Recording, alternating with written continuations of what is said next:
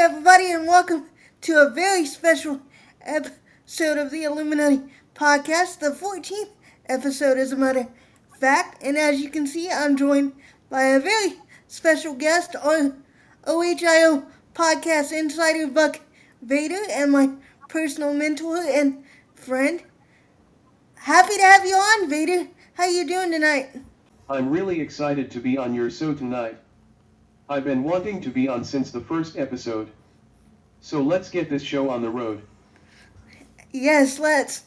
One thing I want to address to start out with is a lot of other podcasts seem to be unsure of our receiver recruiting in this class, and I wanted to talk about my thoughts and Vader's thoughts on it.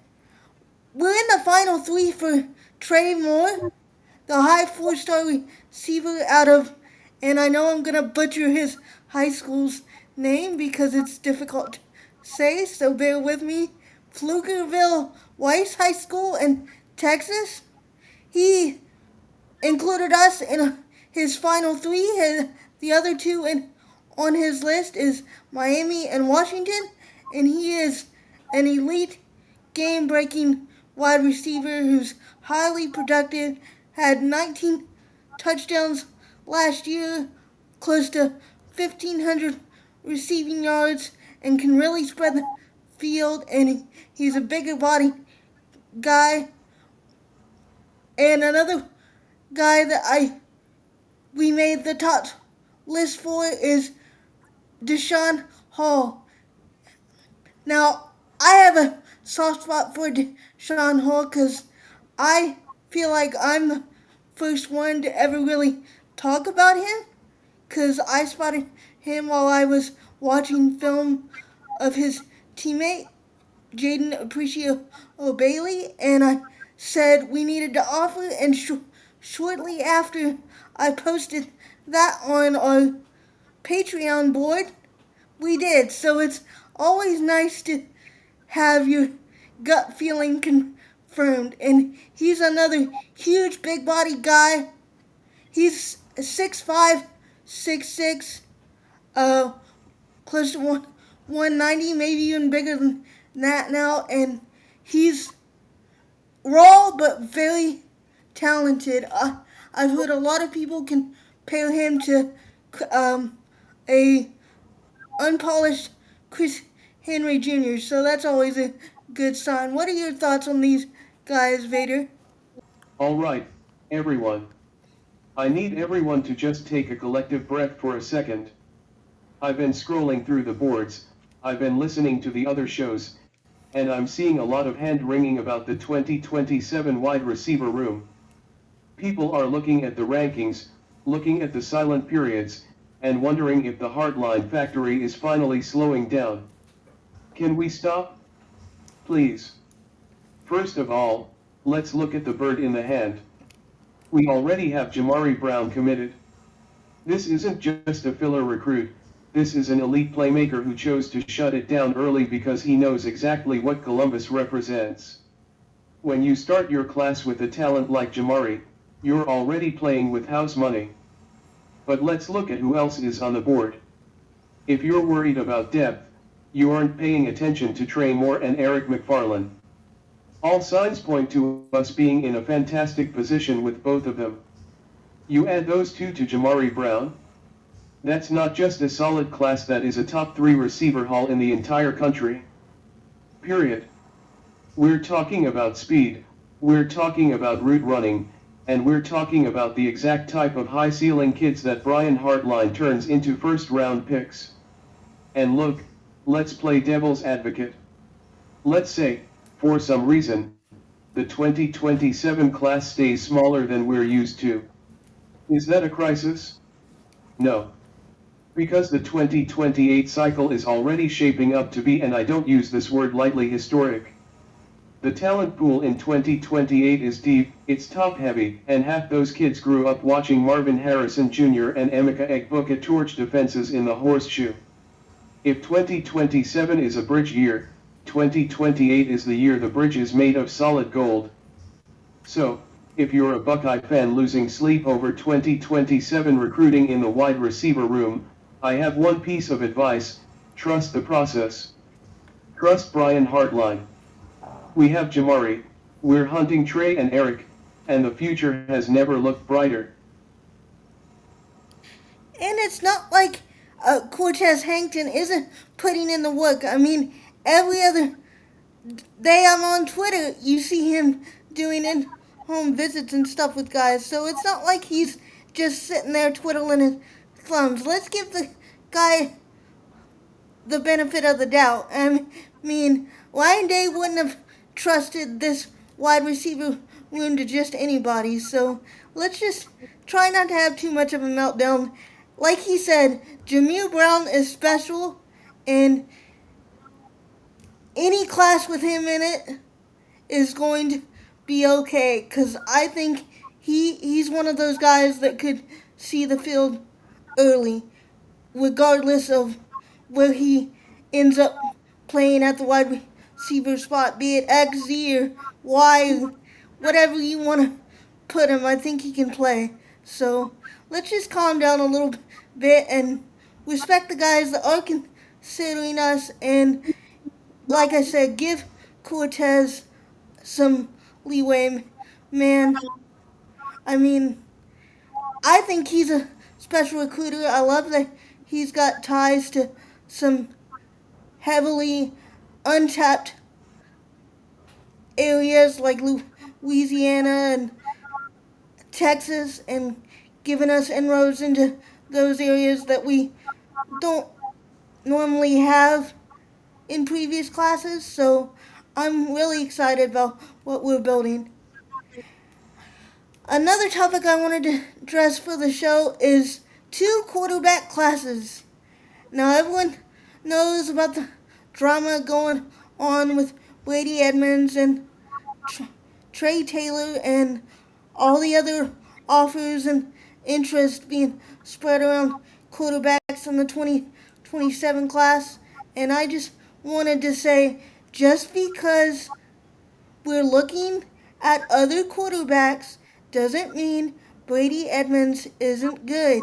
I hate that when every time we start to look at guys at quarterback positions when we already have one, the fans automatically jump to the conclusion that the guy that's in the class is no good anymore and start bashing him on social media. That's a bad look, guys. Please don't do that. Regardless of whether or not he ends up in the class, he's a great kid and he's done a great job being a pew recruiter for us. Don't bash him just because we're looking at other guys. It doesn't mean he's not good and he's not talented. He's a great kid and he's done a great job for us. Like I said, on the recruiting trail, he's visited a lot. He's helped recruit other guys. Just cool it. I know on social media it's easy to have an opinion and not suffer the backlash for it, but these kids are still young guys, and I'm sure it bothers him to read negative tweets and stuff about him not being, oh, Ohio State doesn't want him anymore because he's not good. He's plenty talented. What are your thoughts, Vader? Look, I know what some of you are thinking.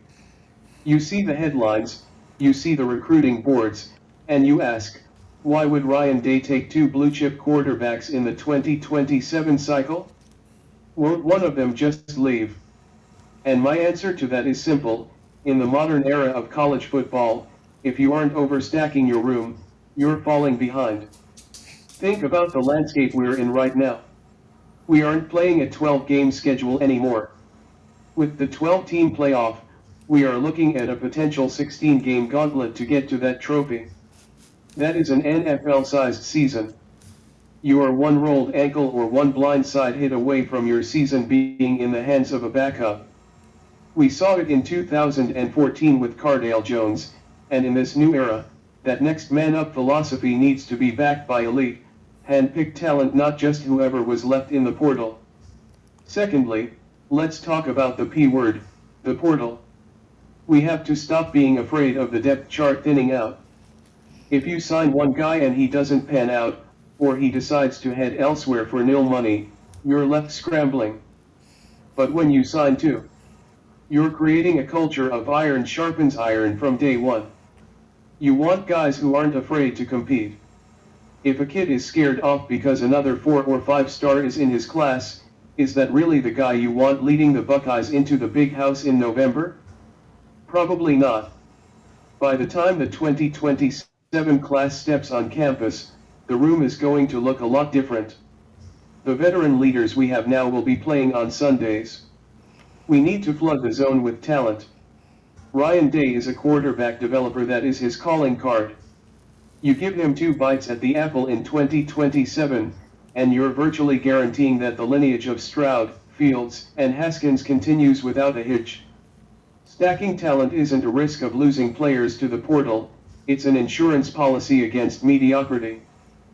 So, give me 2. Give me the competition. Because at Ohio State, the standard isn't just having a starter, it's having a room full of Heisman candidates. Well said, Vader. Is there any doubt why I call him Jedi Master? He's great, and I love him. And you touched on it in what you just said with the expanded play possibility of an expanded playoffs. Do you think that puts more pressure on coaches to get the quarterback position right? And could that be a factor in us trying to bring in 2 quarterbacks? I think that plays a big factor in it, but I want to hear your thoughts. Let's get into the deep end of the pool. We've been hearing the whispers all spring, and I've seen the clips of Tavian St. Clair. Let's be clear, Tavian is a special talent. He looks every bit the part of a future first-round pick, and the way he's handled himself as a young guy in the system, it's impressive. But we need to stop overcomplicating the now. Because when you look at the tape, when you look at the processing speed, and you look at the pure, clinical nature of the position, Julian Sayin is the obvious choice to lead this offense. Look, this isn't a knock on Tavian. But Julian Sayin didn't come here to wait. He came here with a pedigree and a level of polish that you just don't see in guys his age. We're talking about a kid who was the alpha dog at the Elite 11, a kid who has that it factor where the ball just comes off his hand differently. In Chip Kelly's offense, you need a point guard. You need a guy who can diagnose a blitz before it happens and deliver a strike with zero hesitation. That is Julian Sayin.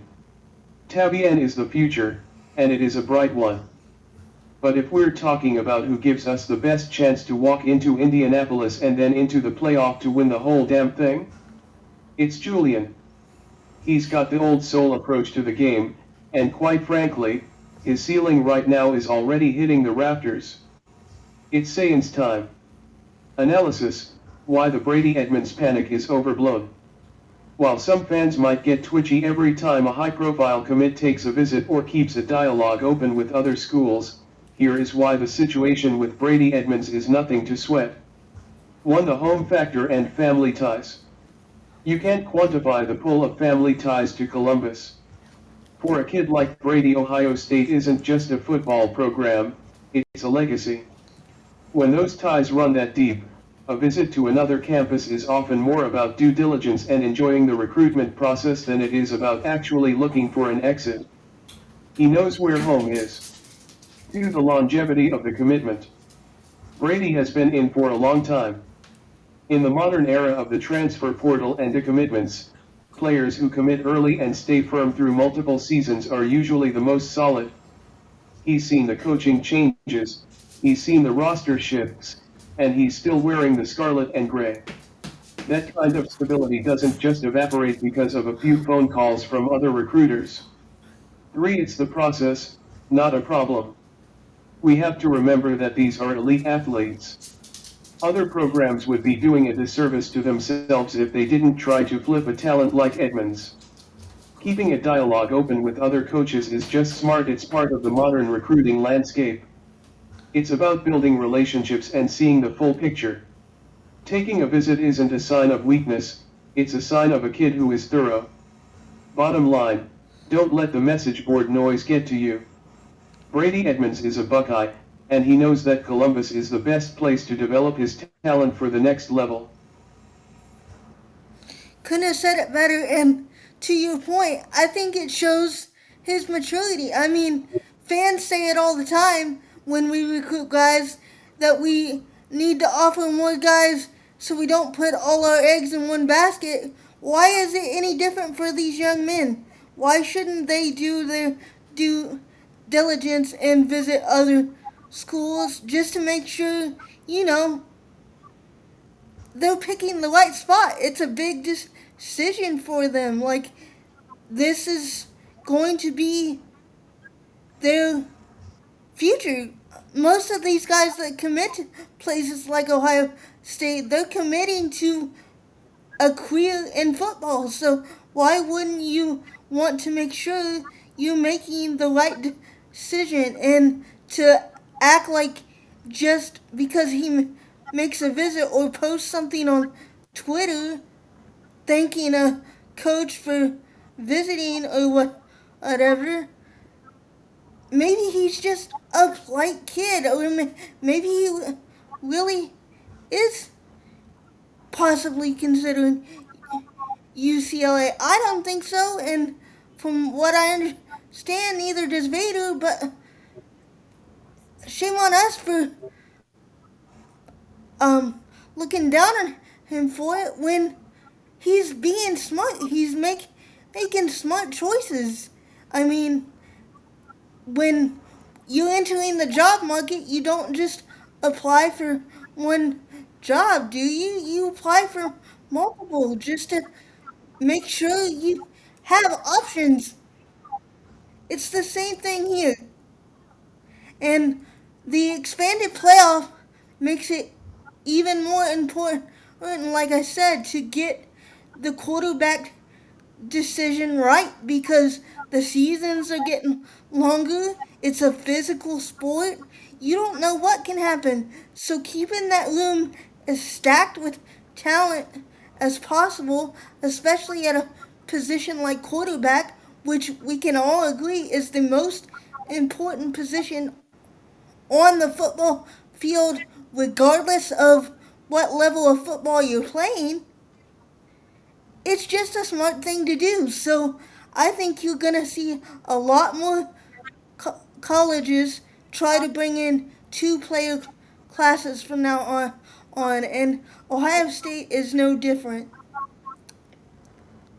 And when we do that, don't clown on the guy that's been committed for time began, it seems like, because he's a special talent. To my third topic, how do you feel about the possible expanded playoff? I've got mixed feelings about it. I love college football, but I do feel like it may be a little too much, especially if we go clear to 24 teams eventually. It's just a lot. Now, if we didn't expand, we wouldn't have won the Natty, so it's sort of a double-edged sword. But I don't ever see a scenario where Ohio State doesn't find itself being able to compete in a 24 or 16 game playoff. I think we're in a pretty good spot to pencil us in annually. If it stays at 12, I don't know about you, but that's just how I feel. What are your thoughts? Look, I get it. Growth is inevitable. We all wanted more than 4 teams because we were tired of the invitational feel. But Buckeye Nation, We have to draw a line in the sand before we ruin the greatest product in American sports. 16 teams. Fine. I can live with 16.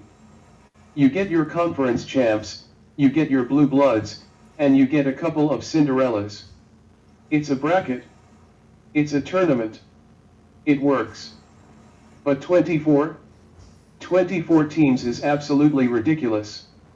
It is an insult to the regular season. Think about what makes college football special. Think about those Saturdays in the shoe when your heart is in your throat because you know that one slip up, one bad bounce, one loss can end your season. That every game matters. Intensity is the lifeblood of this sport. If you go to 24 teams, you are essentially telling us that the regular season is just a 4-month-long preseason for a bloated tournament. You're telling me that a 3-loss or even a 4-loss team deserves a shot at the national title? Come on. This isn't the NBA where half the league makes the playoffs and nobody plays defense until April. And let's talk about the schedules. If I'm an athletic director and I know that a 9-3 record gets me into a 2014 field, why on earth would I ever schedule a home and home with Texas or Alabama again? Why would I take that risk? You're going to see a race to the bottom in scheduling. Everyone is going to load up on 3 or 4 cupcakes in the non-conference just to manufacture those 9 wins.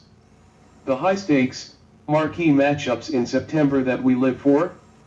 They'll vanish. We play the game at the end of November for a reason.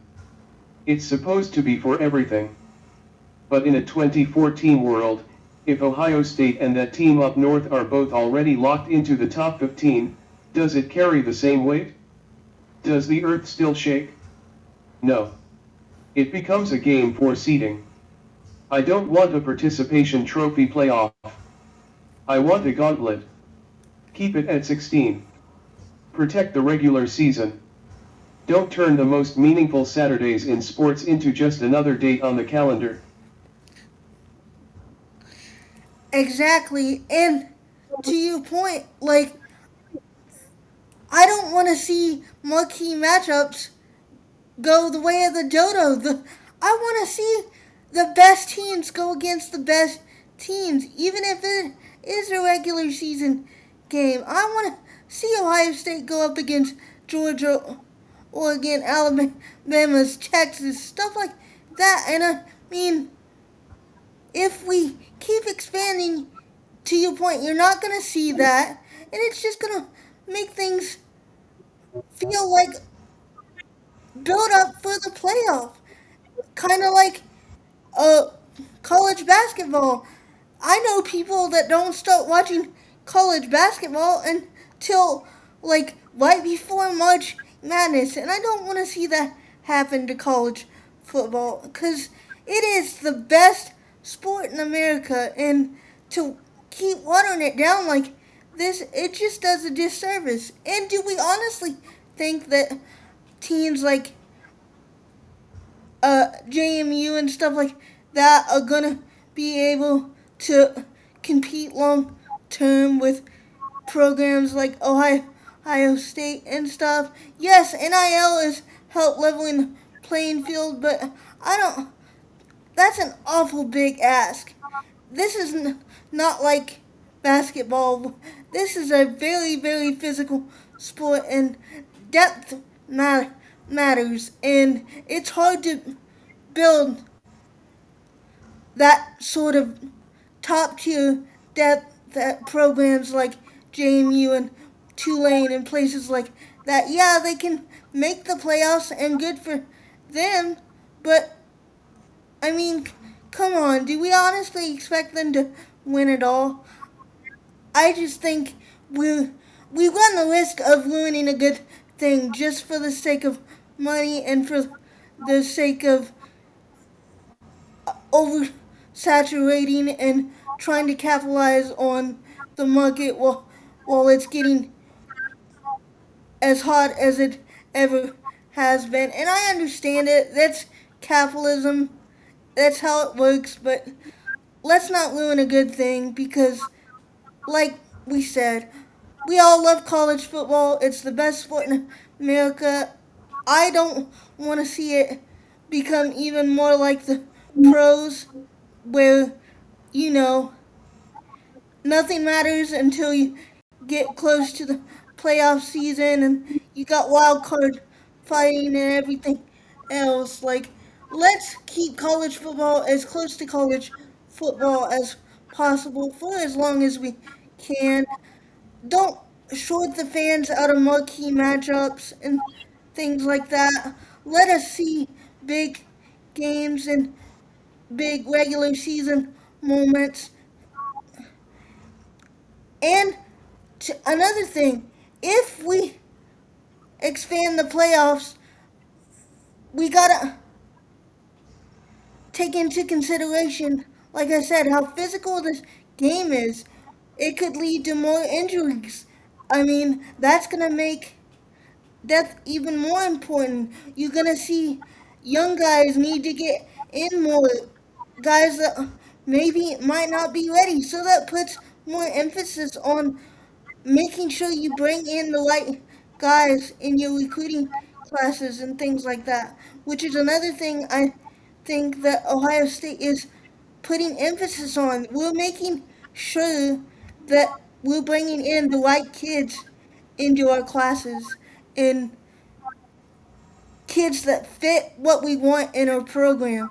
And I just want to applaud Ryan Day and the coaching staff for that, and him bringing in guys with NFL experience to help prepare guys for, basically, they are professionals. The idea that these guys are amateurs has flown out the window, and it's been out the window for a while now. So let's stop kidding ourselves and let's just try not to get too professional before we're all ready for it. I'm not ready for this to become full time NFL, and I don't think anyone else is either. I love Ohio State. I love our culture. I love Ryan Day and what we're building in Columbus. I want to applaud our recruiting efforts. I want to applaud Brady Edmonds and the receivers that I mentioned that are considering Ohio State, and take a step back and talk about how lucky we are as fans of this program, because I think it's undervalued at times. We get caught up in the excitement of the new thing, and just as a fan base, I think we should be grateful for the program that we have, because there's a lot of programs across the country that would kill to be in the position we are now, regardless of whether we go into streaming and stuff like that, which is going to be my next topic to cover. Anything else, Vader? I think we got it.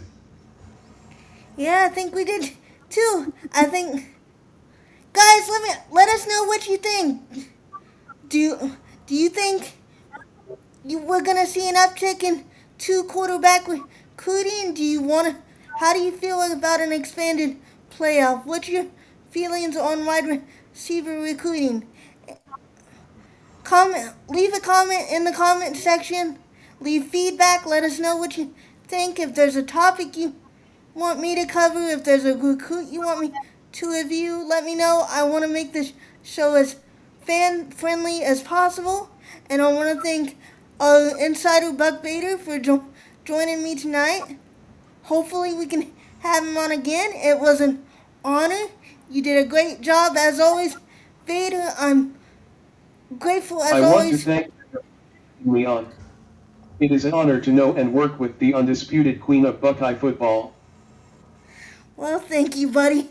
It's always an honor to learn from you. You're a great writer and great insider, and I'm always learning something new. I appreciate you joining me tonight, and I appreciate Podfather for helping us out. Thanks, guys. And as always, OH!